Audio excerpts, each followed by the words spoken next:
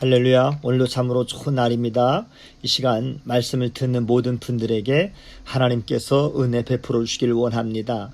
사람들은 어려운 일을 당하면 하나님을 찾기보다 먼저 사람들을 찾아다니면서 하소연을 합니다.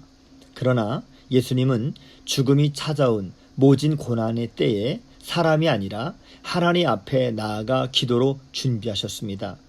예수님은 기도하시기 위해서 6월절 만찬을 다 마치시고 제자들과 종종 모임을 가졌던 감람산 서쪽 비탈에 위치했던 겟세마네 동산을 찾으셨습니다. 겟세마네 동산에서 예수님의 기도를 통해서 오늘 우리가 배워야 할 것이 무엇인지에 대하여 한번 함께 살펴보기를 원합니다. 첫째는 예수님은 하나님의 뜻을 구하는 기도를 하셨습니다. 예수님은 마지막 순간까지도 기도의 본을 보여주셨는데요.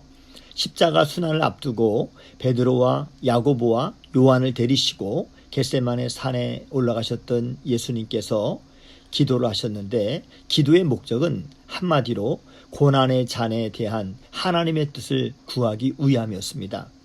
예수님께서는 제자들에게 심히 고민하여 죽게 되었다라고 말씀하실 정도로 어마어마한 중압감을 느끼게 되었는데요.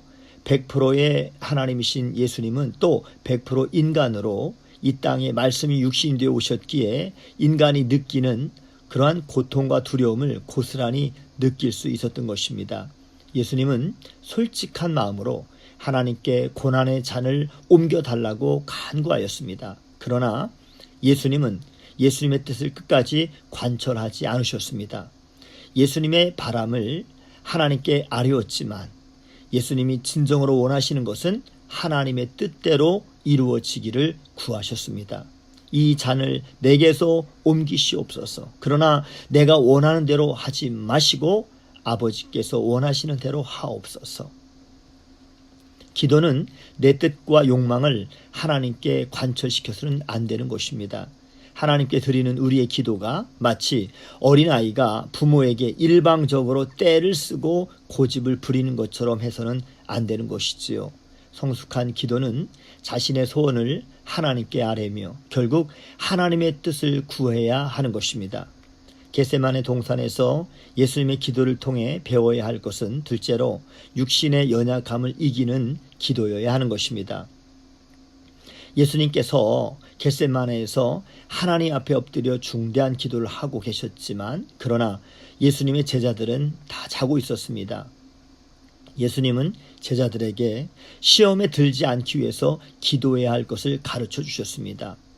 예수님의 십자가의 순환과 동시에 예수님의 제자들에게 혹독한 시험이 찾아올 것입니다.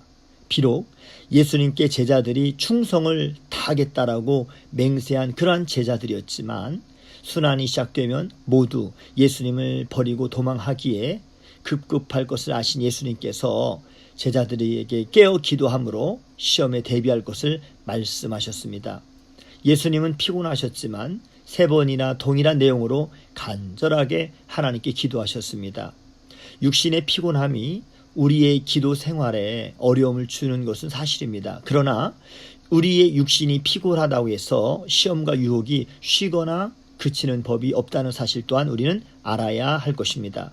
시험과 고난의 때를 대비하여 깨어 기도해야 합니다. 기도의 중요성을 아는 사람은 예수님처럼 기도할 수밖에 없는 것이죠. 예수님은 십자가 순환을 앞두고 기도로 준비하셨습니다. 우리가 여러 가지 시험과 어려움에 직면할 때 그것을 잘 감당할 수 있는 힘은 꾸준한 기도에 있음을 기억해야 하는 것입니다. E.M. 바운즈는 옷을 만드는 것은 제단사의 일이고 구두를 수선하는 것은 구두장이의 일이고 기도하는 것은 그리스도인의 일이다. 기도의 실패자는 생활의 실패자이다 라고 이렇게 말을 했습니다. 예수님이 습관을 따라 기도하셨던 것처럼 기도하는 습관이 체질화되시기를 바라며 오늘도 기도로 하나님의 도우심의 은혜를 받는 그러한 성도님들이 다 되시기를 주님의 이름으로 축복합니다. 샬롬.